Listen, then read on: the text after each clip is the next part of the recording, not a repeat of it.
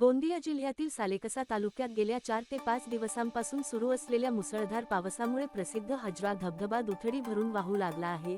सततच्या पावसामुळे धबधब्याचे विहंगम आणि मनमोहक रूप खुलून आले असून परिसर हिरवाईने नटल्याने पर्यटकांना आकर्षित करत आहे।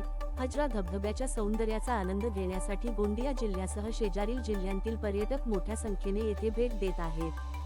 सुट्टीच्या दिवशी धबधबा परिसरात पर्यटकांची विशेष गर्दी होत असून निसर्गरम्य वातावरणाचा आनंद घेताना अनेकजण छायाचित्रे आणि व्हिडिओंचा मोह आवरत नाहीत। मात्र मुसळधार पावसामुळे धबधब्यावरील पाण्याचा वेग आणि जलस्तर मोठ्या प्रमाणात वाढला आहे।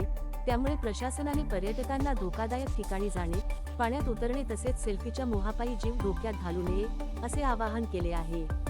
सुरक्षिततेचे सर्व नियम पाळूनच धबधब्याचे सौंदर्य अनुभवावे असेही प्रशासनाने स्पष्ट केले आहे।